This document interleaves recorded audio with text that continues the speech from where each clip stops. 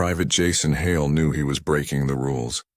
Every sign on the shining corridor of Luna Station said, "Authorized personnel only." But his curiosity burned brighter than fear. He wasn't a spy, not really. He was just a low-ranked security officer who wanted to see the truth with his own eyes. Since the alien diplomats had arrived, everyone on the base had been whispering about them. Some said the aliens looked like angels made of light. Others said they were monsters wearing beauty as a mask. Jason didn't believe either. He just wanted to know. The meeting room ahead glowed with soft blue light. The glass walls shimmered like frozen water. Through the half-open door, Jason could see them. 3 humans in formal suits and 1 alien sitting gracefully at the table. She was taller than everyone there, her skin shining like liquid silver under the station lights. Her hair seemed to move like slow water, glowing faintly with each breath. Lady Arian, the Solaran diplomat. Jason had seen her name on reports and news broadcasts, but the real presence of her made the words meaningless. She wasn't just beautiful, she looked peaceful, like someone who had seen too much of the universe and carried both its wonder and its sadness. Jason raised the small recording device in his hand. His orders were clear: no recording, no spying, no interference. But orders didn't stop his trembling thumb from pressing the record button. He just wanted to understand. Inside, the alien's voice was calm and melodic, yet heavy with emotion. "Your people are brave," she said. Her words translated instantly through the air. "But you are afraid of what you do not understand. Fear blinds you faster than darkness," the human general replied. "With respect, Lady Arian, we can't trust words alone. History taught us that peace is often a trick." Lady Arian's silver eyes softened. "Then perhaps you should teach history to hope again." Jason felt his chest tighten. There was something in her tone, gentle, honest, and tired. She wasn't here to conquer. She sounded like someone who had seen too many wars already. He leaned closer, trying to see her expression better. The door creaked softly, just a tiny sound. But it was enough. Lady Arian's head turned. Her eyes, bright, shifting like stars under water, met his. Jason froze. His heart stopped for one terrifying second. The humans in the room didn't notice, but she did. He knew it. She was looking directly at him, though he stood in the shadows. Her expression didn't change. No anger, no surprise, just quiet curiosity. She blinked once, and then her gaze softened as if she was deciding what to do. Jason's mind raced. Should he run? Pretend to be lost? Smash the camera and hide? But before he could move, the door slid open completely. The sound made everyone inside turn. The general frowned. "Who's there?" Jason straightened automatically, his voice shaking. "Private Hale, sir." I thought I heard something." The general sighed, annoyed. "You're out of line, Private. Get back to your post." Jason saluted weakly, trying not to meet anyone's eyes. But as he turned to leave, he heard her voice, soft, almost like a whisper of wind. "Let him stay." Everyone froze. The general blinked. "Excuse me?" Lady Arian stood slowly, her movement graceful like flowing water. "Curiosity brought him here," she said. "Let him stay. I would like to speak with him." Jason's breath caught in his throat. He wasn't sure if she was joking or serious. The general looked confused, but after a long pause, he nodded stiffly and left the room with the others, leaving Jason alone with the alien diplomat. The silence was so deep he could hear his own heartbeat. Lady Arian walked closer, her long steps soundless against the floor. Jason felt smaller with every inch she closed between them. Her presence was calm but powerful, as if the air itself bent around her. When she stopped in front of him, she tilted her head slightly and looked into his eyes. "You were watching," she said. Her voice was not angry. It was soft, almost kind. Jason tried to speak, but his throat was dry. "I didn't mean to spy, ma'am. He swallowed hard. "I wanted to understand." She studied him for a long moment. Her eyes reflected the light like mirrors of liquid silver. Then slowly she smiled, a small, gentle smile that made his fear melt into confusion. Then perhaps, she said, you should see more than what your eyes can show you. Before Jason could ask what she meant, the door sealed behind them. The walls shimmered and the room filled with a faint blue glow that seemed to hum through his bones. Jason's heart pounded, but he didn't move. Somehow he knew this was the moment his life would change forever.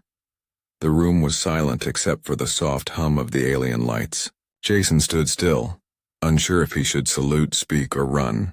The glow around him seemed alive, moving gently across the walls like water touched by wind. Lady Arian moved closer, her silver blue eyes studying him. She didn't look angry. She looked curious, almost thoughtful. Jason could see his own reflection in her eyes, small, nervous, and human. Why did you spy on us, Jason Hale? Her voice was calm, like the slow rhythm of distant waves. It wasn't a question meant to accuse. It was one that wanted to understand. Jason swallowed. I wanted to know what you really are, he said honestly. Everyone talks about the Solarans like you're some kind of danger. But you don't look like one. I just wanted to see for myself. For a moment, Lady Arian didn't answer. Her gaze softened and something almost like sadness passed across her face. Fear is a deep shadow, she said quietly, and shadows make monsters where there are none. She walked toward a tall pillar at the center of the room. With a soft touch of her hand, it came alive, spreading light through the floor and into the walls. Suddenly the chamber transformed. The walls melted into a moving vision, stars, planets, and cities Jason had never seen. He gasped as he realized what he was looking at. A whole galaxy stretched around him, vast and alive. This is Solara, she said softly. My home. Jason turned slowly, his mouth open in awe. Towering crystal spires reached into glowing skies. Rivers of silver light flowed through forests that shimmered like glass. Strange creatures with wings of color moved through the air. It was beautiful, peaceful, like something from a dream. It's perfect, Jason whispered. Lady Arian's expression changed. It was, she corrected. Her hand moved again and the vision shifted. The same world appeared, but now the skies were burning. The cities had fallen, and the silver rivers ran black. Jason stepped back in horror. What happened? Her voice trembled slightly. We forgot what peace meant. We fought among ourselves, for power, for control, for pride. We thought we were wiser than our ancestors. We were wrong. Jason felt a heavy ache in his chest. You lost your world? She nodded slowly. Yes. And now we travel between the stars, hoping others will not repeat our mistakes. He looked at her with quiet understanding. That's why you're here. To warn us. Her eyes glimmered like wet glass. To hope, she said simply. To believe that someone somewhere will choose differently. For a long time, Jason said nothing. He watched the vision fade back into the glowing walls of the embassy room. The silence that followed was thick with emotion. He finally asked, Do you think humans can change? Lady Arian turned to him, studying his face carefully. I have seen your history. You have built wonders and destroyed them. You love deeply, and you hate just as fiercely. You are both storm and light, she paused, then smiled faintly. But every storm brings renewal. Perhaps that is your gift. Jason looked down, ashamed. Sometimes I think we don't deserve peace. Her voice was soft when she answered. Peace is not something deserved. It is something built, one choice at a time. He looked up again. Is that why you let me stay? To teach me this? Her smile deepened, warm and sad. No. I let you stay because you were brave enough to look. Jason blinked, confused. Brave? Yes, she said. Most who fear us hide behind orders or hate. But you stepped closer. You chose curiosity instead of fear. For the first time, Jason felt something new. A quiet pride mixed with guilt. He had broken the rules, yes, but maybe that single act had opened a door neither side knew existed. Lady Arian turned back toward the window that looked out into the stars. You are young, Jason Hale. Your species is young. You will make many mistakes. But one day someone like you will help humanity see with new eyes. Jason followed her gaze. Beyond the glass, Earth hung like a fragile jewel. Glowing softly against the black, he whispered, "Maybe we just need someone to remind us that we can still be good." Lady Arian's voice was barely a whisper. "Then remind them." The room fell silent again, but this time it wasn't heavy. It was full of something Jason couldn't describe. Hope, maybe. Understanding. He looked at her one last time before the meeting lights dimmed and the door opened. He knew he should go, but a part of him didn't want to leave. As he stepped outside, her final words echoed softly in his mind. "The eyes that dare to see are the ones that change the world." And for the first time since joining the military, Jason Hale felt like he finally saw something worth protecting. The next morning, Jason Hale woke up with a feeling he couldn't describe. He had barely slept, yet his mind refused to rest. Every time he closed his eyes, he saw her, the alien diplomat with eyes full of stars and sorrow. He replayed every word she had spoken the night before. Her world, her pain, her hope, it all felt too real to be forgotten. He wasn't supposed to be there, wasn't supposed to see any of it, yet she had shown him more truth than his own commanders ever had. By the time his shift ended, Jason made a decision. He went back. The guards at the alien wing didn't stop him. Maybe they recognized him from the night before, or maybe fate wanted him to go in. The corridors were quiet, filled with the same soft blue light that seemed to breathe around him. When he reached the main hall, Lady Arian was already there, standing by a transparent wall that looked out into the void of space. She didn't seem surprised to see him. Instead, she turned slowly and smiled. "You came back," Jason nodded nervously. I had questions." Her expression warmed, and she gestured for him to stand beside her. "Then ask." For a while, neither of them spoke. They stood side by side, looking at Earth floating beyond the glass, small, fragile, and bright. Jason felt both proud and small at the same time. Finally, he said quietly, "Do you ever miss it? Your home?" Lady Arian's smile faded. "Every heartbeat," she said softly. "But sometimes when I look at your world, I feel echoes of what we lost." "And what do you mean?" She touched the glass lightly, as if trying to feel the planet through it. "The laughter of children, the sound of rain, the courage to dream, even when everything falls apart. We used to have that too, long ago." Her words touched something deep inside him. "And now you don't?" Her eyes lowered. "We became afraid to feel. War took too much from us. We built peace, but not the kind that heals. It is silent, cold, like breathing in a room with no air."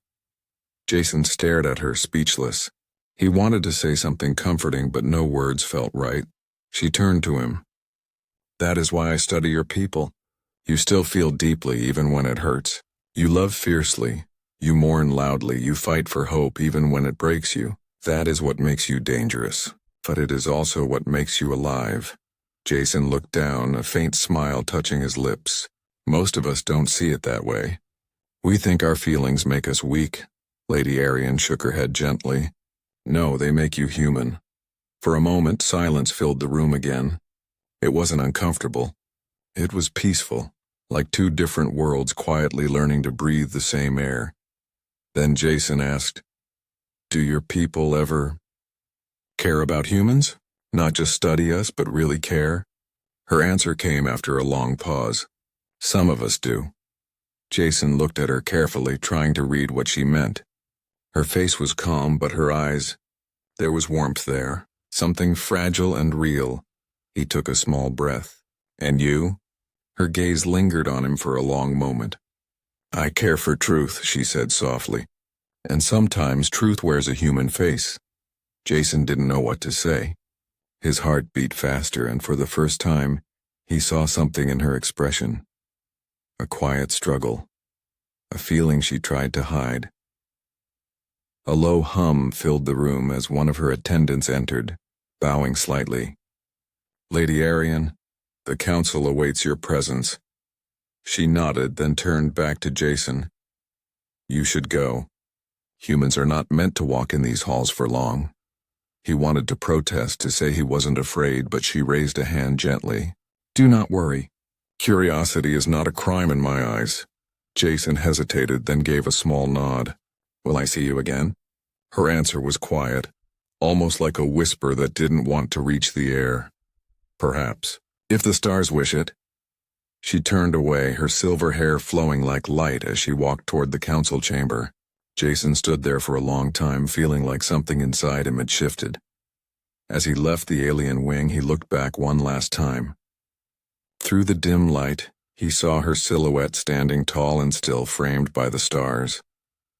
He didn't know what this strange connection meant. All he knew was that it felt right, and that somewhere between two worlds a bridge had quietly begun to form.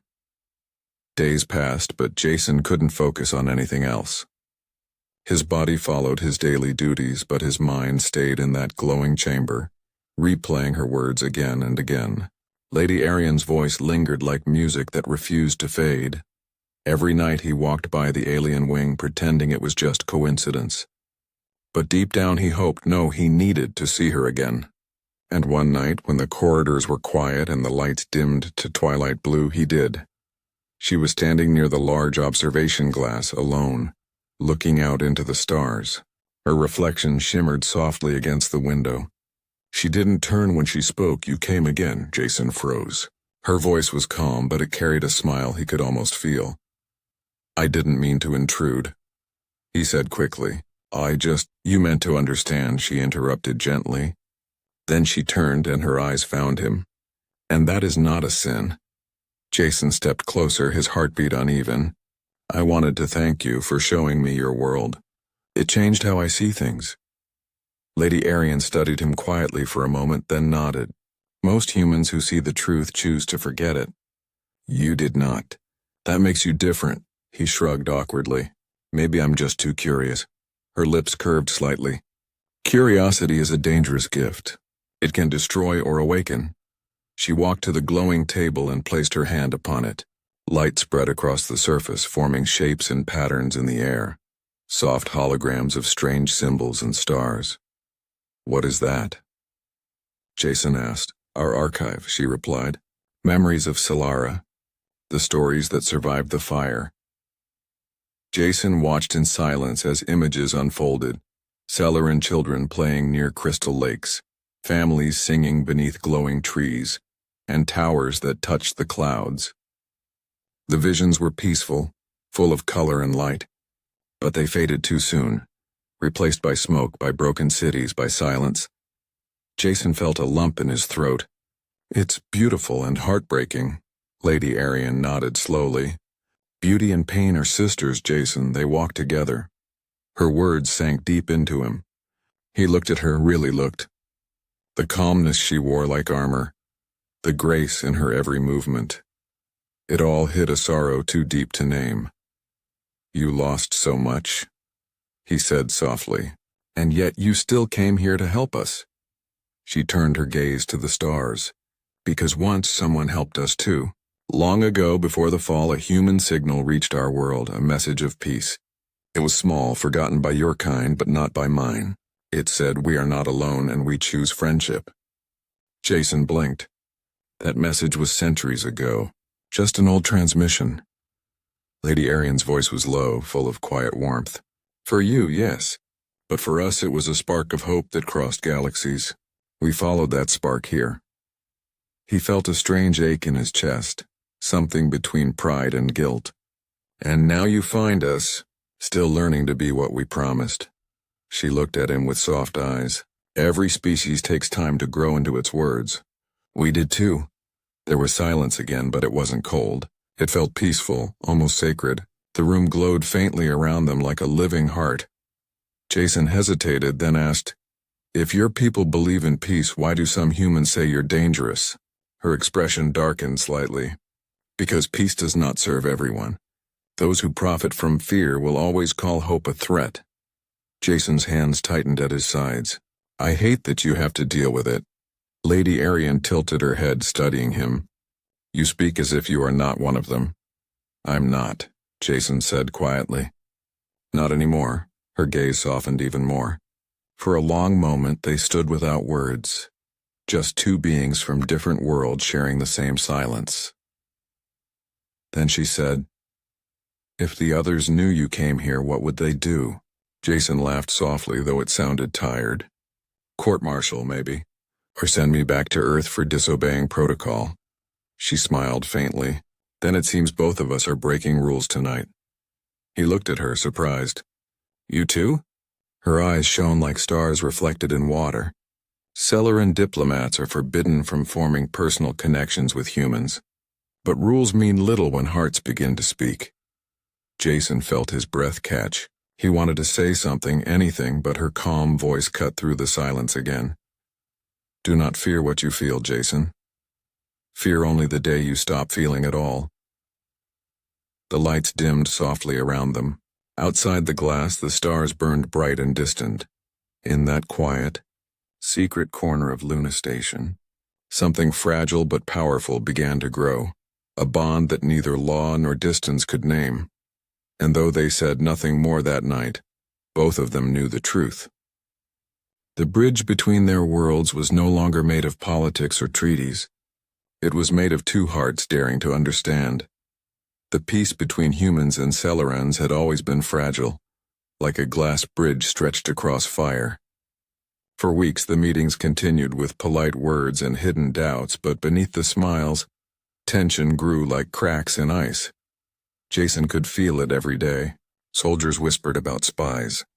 Officers spoke about security concerns. Even the scientists began to keep their distance from the alien wing. He knew trouble was coming. He just didn't know when. Then one morning, alarms screamed across Luna Station. Red lights flooded the corridors. Jason ran to the control deck where chaos had already taken over. Officers shouted orders. Screens flashed warnings, and words like breach and unauthorized access echoed through the room. "What's happening?" Jason asked, breathless. A technician turned toward him, eyes wide with fear. One of the data cores was hacked. "Command thinks it was the Celerans." Jason froze. That's impossible. But no one was listening. The room was already moving toward lockdown. He pushed through the crowd and opened a secure channel to the alien wing. "Lady Arian, it's Hale. Are you there?" Static filled the line for a few seconds before her calm voice answered. "I am here, Jason. I can feel your people's fear through the walls." "They think you're behind the breach," he said quickly. "You have to explain." "I cannot," she interrupted softly. "They will not hear reason now. Fear has taken command." Jason's stomach twisted. "Then I'm coming there. I'm not letting them hurt you." There was silence on the other end. Then she said quietly, "You cannot protect me from your own people. Jason, watch me," he whispered, and cut the channel. He ran through the corridors as soldiers marched in the opposite direction, their boots thundering against the floor. When he reached the alien wing, the guards had already sealed it off. "Private Hale," one of them barked. "Orders from command, no human entry." Jason's pulse hammered. "You don't understand, she's innocent." But the guard raised his weapon slightly. "Back away, soldier." Jason looked at the door, then at the guards. He didn't think, he just moved. With a sudden push, he slammed his ID card into the emergency override panel. The door hissed open before they could stop him. "Jason!" the guard shouted, but he was already inside. The alien corridors were quiet, glowing softly like moonlight. No alarms, no shouting, just silence. He found Lady Arian standing in the center of the hall, surrounded by shimmering patterns of light. Her face was calm, but her eyes were sad. "They're coming for you," Jason said. "You need to leave." She looked at him for a long moment. "And where would I go, Jason Hale?" "Every door leads to fear." He shook his head. "You don't understand. They'll take you, maybe even—" Her voice cut through his panic, calm and steady. "Do you think I am afraid to die?" Jason's throat tightened. "You should be." She stepped closer, her expression soft. "Death is not what I fear. I fear what your kind will become if fear wins again." The pounding of boots echoed down the corridor, soldiers approaching fast. Jason looked toward the sound, then back at her. I can't let them take you like this. Lady Arian looked into his eyes. Then stand with me. The doors burst open. Armed soldiers filled the hall, weapons raised. The commander shouted, Step away from her, Private Hale. That's an order. Jason lifted his hands but didn't move aside. She didn't do this, sir. You're making a mistake. Move. He stayed where he was, trembling but defiant. If you want her, you'll have to go through me. The commander's face hardened. You're protecting an alien traitor. Before anyone could act, Lady Arian raised one hand. A wave of blue light rippled through the air, gentle but powerful. The soldiers' weapons shut down instantly, screens flickered, and the alarms went silent. Everyone froze. Her voice was soft, but carried through the entire corridor. I did not come here to fight, but if war is all you understand, then I will give you silence instead. She turned to Jason. You have a heart that sees beyond borders. Never lose it. Then, with a slow, graceful movement, she pressed her palm to her chest. The air shimmered around her and her body began to glow brighter, so bright that Jason had to shield his eyes. When the light faded, she was gone. Only the faint sound of her voice lingered like the echo of a dream. Storms can destroy, or they can cleanse. Remember that. Jason fell to his knees, staring at the empty space where she had stood. The soldiers around him lowered their weapons, speechless. He didn't know if she had escaped or vanished forever. All he knew was that something had changed, inside the station, and inside him. And somewhere in the silence that followed, Jason Hale whispered, I'll remember. The investigation that followed was cruel. Jason Hale sat in a dark room for hours while officers questioned him again and again. The same questions. The same cold tone. The same disbelief. What did she do? Where did she go? Did you help her escape? He gave the same answer every time. She didn't hurt anyone. She didn't run. She vanished. They didn't believe him. They called him a traitor, a fool, a man blinded by alien tricks. For 2 weeks, he was kept under military watch. No visitors, no comms, only silence and the hum of the ventilation system. Every night he lay awake staring at the ceiling, remembering her voice, that soft, calm tone that cut through chaos. Never lose it. The words played in his head like a song he couldn't forget. When the investigation ended, they released him, but not with honor. He was suspended from service, stripped of access, and told to leave the station within 24 hours. Jason packed his few things in silence. His room looked smaller than before, emptier somehow. The moment he stepped into the shuttle, Luna Station felt like a ghost, as if her light had been the only thing that kept it alive. He returned to Earth. The planet looked peaceful from above. Blue oceans, green land, white clouds, but Jason knew better. The news was full of anger. People protested the aliens. Politicians demanded tighter control. Some even called for war. The day Lady Arian disappeared, humanity's fear had returned in full force. Jason found a small apartment on the edge of the city. He tried to live quietly. Morning coffee, long walks, nights staring at the stars. But peace never came. Sometimes when he closed his eyes, he could still feel her presence, like a whisper of warmth in his chest. Then, one night, the whisper turned into something more.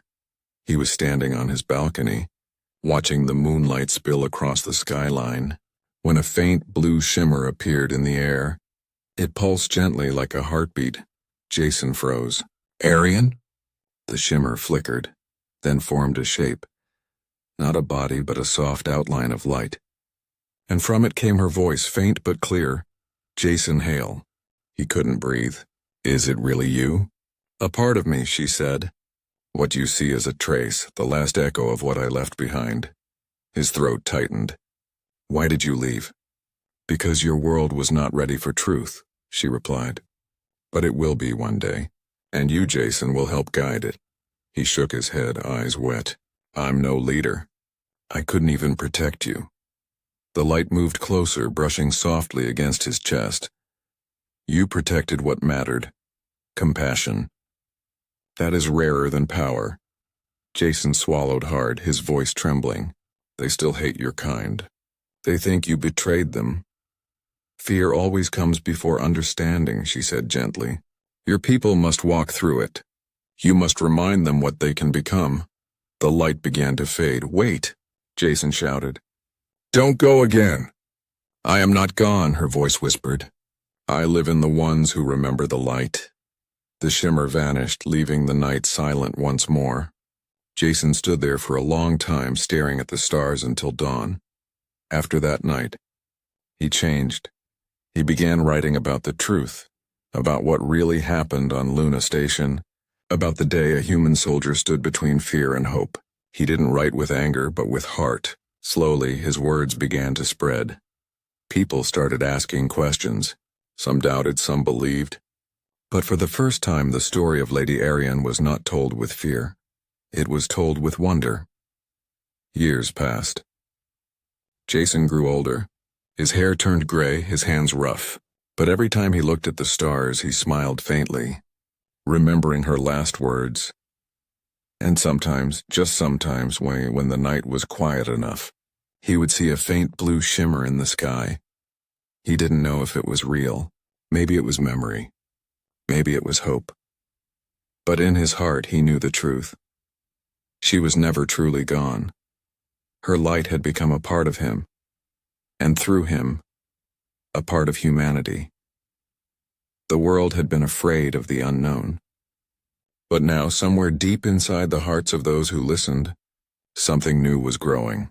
Not fear, understanding. Decades passed.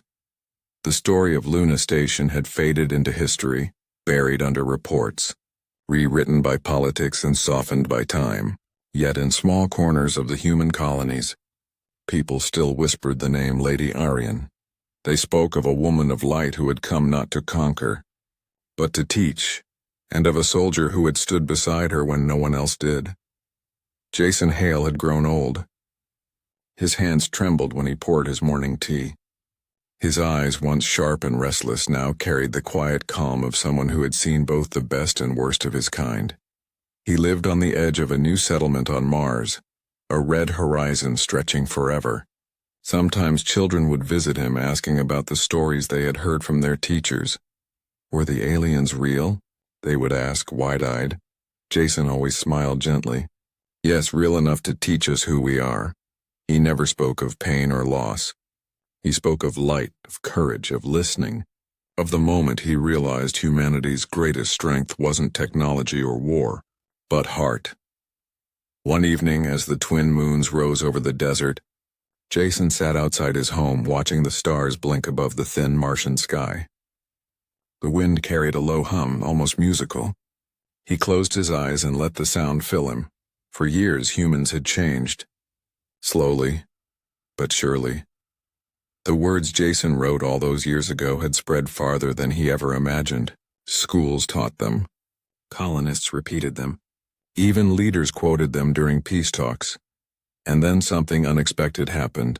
The Solarans returned. It began quietly. A ripple in the communication networks, a signal no one recognized. And then, one morning, a ship appeared above Mars, its surface glowing the same soft blue Jason remembered from her light. The world held its breath. Military fleets moved into position, but they didn't fire. People waited. Every screen on the planet lit up with a single message, written in both human and Solaran script. Peace remembers those who believed. When Jason saw those words, his heart stopped for a moment. His cup fell from his hands, shattering softly on the ground. He knew. He knew who had sent it. Moments later, a small craft landed near the colony. Not a warship, but a vessel shaped like flowing glass. A door opened, and from the bright light stepped a being tall and graceful, her form surrounded by soft blue radiance. The colonists gathered, silent and trembling. No one spoke. Jason, old and frail, stood slowly with the help of his cane. His heart pounded not from fear but from something deeper. a recognition that reached across time. The figure turned toward him. Her eyes were bright, her expression calm, and though her face had changed slightly, her voice was the same. Jason Hale. He swallowed hard, his vision blurring. "You came back," she smiled faintly. "You called us back." He laughed softly, shaking his head. "I'm just an old man with too many regrets." "No," she said. "You are the bridge we built upon." The people around them watched, unable to speak. Some cried quietly, others simply listened. Jason took a slow breath. "Do they know?" "They do," she said. "Your people remember." "They chose understanding over fear. That was always your gift." He looked at the stars once more. "It wasn't just me. It was all of us, trying, failing, learning. That's humanity." She stepped closer, placing her glowing hand gently over his heart. The light spread softly through him, not burning but warming. "And that," she whispered, "is why you will never be alone." His breath caught. His old eyes shimmered with tears, not of sorrow, but peace. Then, as the crowd watched in silence, Jason Hale smiled one last time. The light around him brightened, wrapping him gently, like an embrace, and then slowly faded into the air, leaving behind only the sound of the wind and a feeling of calm that touched everyone's heart. Lady Arian turned to the humans who stood watching. Her voice echoed softly through the air. "He was the first to see us not as enemies but as mirrors. In him we saw humanity, brave, flawed, and full of hope." She lifted her gaze to the sky. "May his light guide both our worlds." The people bowed their heads. No one spoke. No one needed to.